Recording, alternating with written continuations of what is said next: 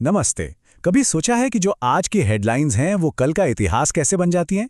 चलिए आज की कुछ सबसे अहम खबरों की तह तक चलते हैं और समझते हैं कि उनके पीछे की कहानी आखिर है क्या।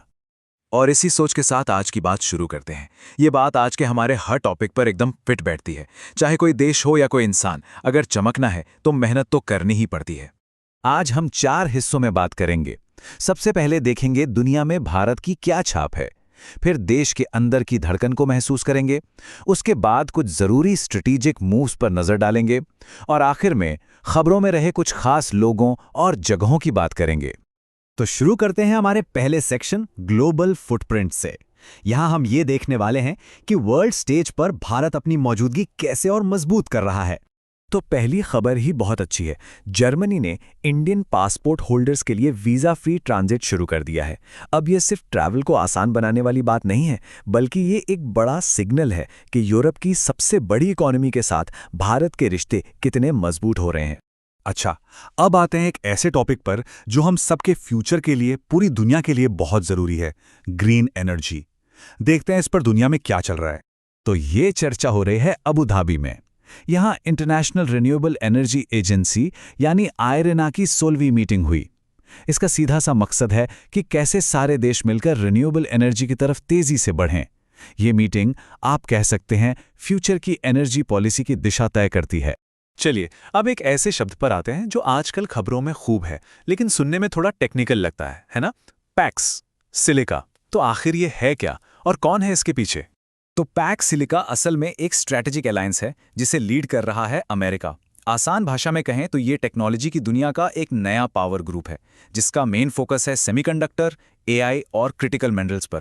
सीधी सी बात है, इसका एक बड़ा मकसद टेक्नोलॉजी सप्लाई चेन पर चीन के असर को बैलेंस करना है।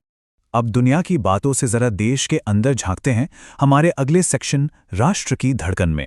यहां हम समझेंगे कि देश के अंदर आर्थिक, स्वास्थ्य और नीति के मोर्चे पर क्या चल रहा है। सबसे पहले बात करते हैं एक बहुत ही जरूरी इकोनॉमिक इंडिकेटर की, जो सीधे स्टेट बैंक ऑफ इंडिया की एक रिपोर्ट से निकल कर आया है। और वो नंबर है 82%। अब ये सिर्फ एक नंबर नहीं है।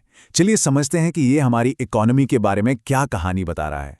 एसबीआई की रिपोर्ट के मुताबिक दिसंबर 2025 तक बैंकों का लोन टू डिपॉजिट रेशियो 42% हो सकता है। मतलब बैंकों के पास जो 100 रुपए जमा होते हैं उसमें से 82 रुपए वो लोन के तौर पर दे रहे होंगे। ये दिखाता है कि इकोनॉमी में एक्टिविटी बढ़ रही है, क्योंकि लोग और बिजनेस दोनों ही ज्यादा लोन ले रहे हैं। अब देश के अलग अलग हिस्सों से कुछ और जरूरी खबरें देखते हैं। एक तरफ जहां केरल में केंद्र की नीतियों के खिलाफ सत्याग्रह रैली हो रही है, तो वहीं महाराष्ट्र में आचार संहिता की वजह से लाड़की बहन योजना रोक दी गई है। और दूसरी तरफ पब्लिक हेल्थ को लेकर एक बड़ा एक्शन लिया गया है। पश्चिम बंगाल में निपाह वायरस के शक में नेशनल रिलीफ टीम को भेजा गया। इसी बीच एविएशन और टेक की दुनिया से भी दो अच्छी खबरें हैं। अकासा एयर अब इंटरनेशनल एयर ट्रांसपोर्टेशन एसोसिएशन यानी IATA की मेंबर बन गई है, जो उसके लिए एक बड़ी छलांग है। और नई दिल्ली में IT मिनिस्ट्री ने भाषणी कार्यशाला ऑर्गेनाइज की, जिसका मकसद है भारतीय भाषाओं में टेक्नोलॉजी को बढ़ावा देना। अब बात करते हैं स्ट्रेटेजिक मूव्स की, मतलब देश की सुरक्षा तैयारियों की, देश के अंदर भी और बाहर भी। पहले बात करते हैं साझा शक्ति की।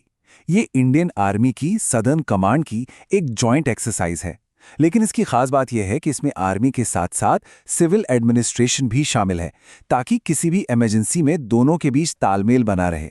और जहां एक तरफ देश के अंदर ये तैयारी चल रही है, वहीं इंटरनेशनल लेवल पर एक बिल्कुल अलग तस्वीर है। साउथ अफ्रीका के पास ब्रिक्स प्लस नेवल एक्सरसाइज में चीन, रूस और ईरान एक साथ हैं। तो ये दोनों एक्सरसाइज दिखाती हैं कि दुनिया में कैसे अलग अलग स्ट्रेटेजिक ग्रुप्स अपनी ताकत दिखा रहे हैं।